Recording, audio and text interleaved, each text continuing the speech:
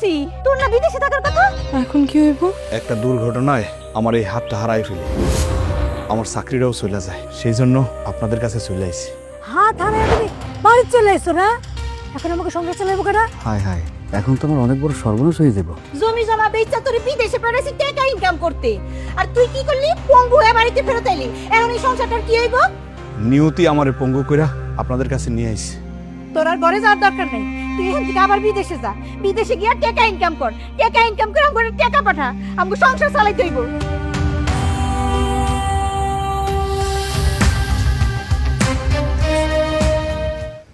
এখন কি হইব?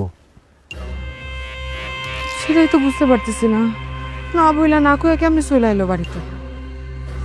আমিও তো কোনো কিছু বুঝতে পারতেছি না, আমার মাথা কাজ করতেছে না, কি করব কিছু মিলাতে পারতেছি না, আমাকে সবকিছু শেষ হয়ে যাবে।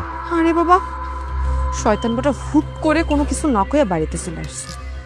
এখন তোমার আমার ব্যাপারে যদি কোনো কিছু জানতে পারে তাহলে তো সব শেষ হয়ে যাইব। তুমি কি কইতেছো এসব? আমি কি কইতেছি বুঝতে পারতেছো না? এখন চিন্তা করো কি করা যায়। আচ্ছা, একটা কাম করি, আমরা পালাই বিয়ে করি, তাহলে কেউ কিছু করতে পারবো না। চাইলেই পালায় যাওয়া যায়? এখন যদি পালায় যাই তাহলে তো আরো সমস্যা হইতে পারে। আর তাছাড়া ওর লগে কি আমার ডিভোর্স হয়েছে? তা তো হয় নাই। এখন যদি পালায় যাই, যায় থাকতেও পারুম না, সমস্যা আরো বাড়বো। তাও ঠিক, এখন কি করা যায় আমি তো কোনো কিছু বুঝতে পারতেছি না। আর তাছাড়া তুমি তোমার স্বামীর লগে রাইতের বেলা এক খাটে ঘুমাইবা, এইটা আমি সহ্য করতে পারবো না। অন্যের বউয়ের লগে প্রেম করলে একটু একটু সহ্য ক্ষমতা বাড়াইতে হয়। এটা তুমি কেমন কথা কইলা? আমার কোনো কিছু ভালো লাগতেছে না, তোমারে না পেলে আমি সত্যি সত্যি পাগল হয়ে যাম। এত পাগল হই না তো, এত পাগল হইতেছো কেন? আমি আছি না, তোমার এত চিন্তা করা লাগবো না। তুমি আমার উপর ভরসা রাখো, যা করার আমি করবো। খালি আমাকে সাবধান থাকা লাগবো যাতে কোনো কিছু সে বুঝতে না পারে। ঠিক আছে, তুমি তোমার স্বামীর লগে এক লগে ঘুমো। তোমার মাথায় কি ডিস্টার্ব? তার লগে ডিভোর্স হওয়া পর্যন্ত আমাকে অপেক্ষা করা লাগবো না? সেই পর্যন্ত আয় পড়ছে না।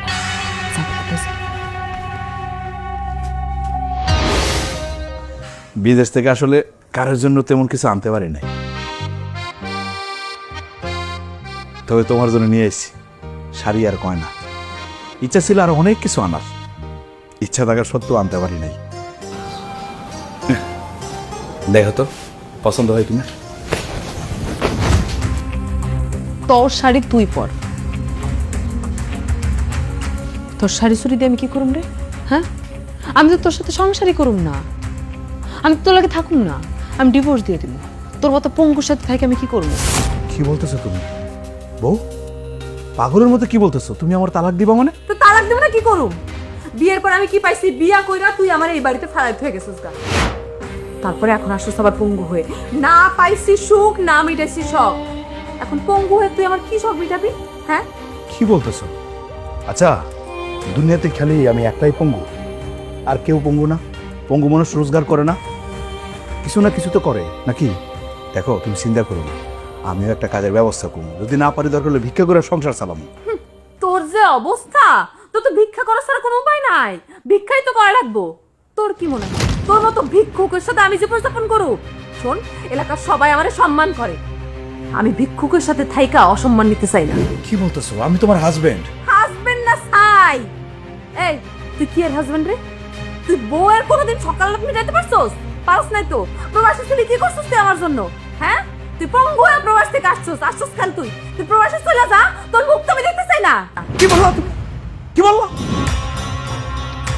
তোর মতো কুলাঙ্গারের দরকার নাই তো আমার। এই তুই আমার কি ডিভোর্স দিবি? উল্টা তোরে আমি ডিভোর্স দেব।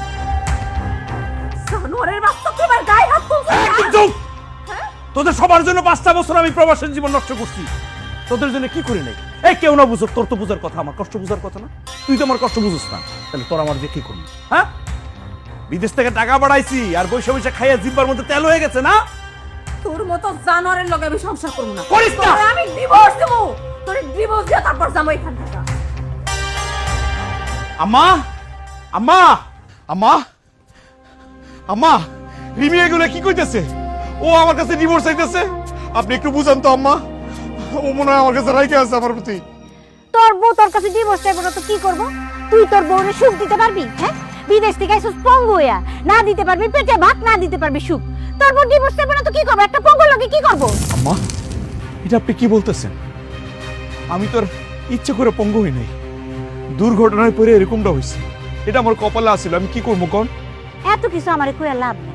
তোর বউ তোর লগে সংসার করবো কি করবো না এটা তার ব্যাপার।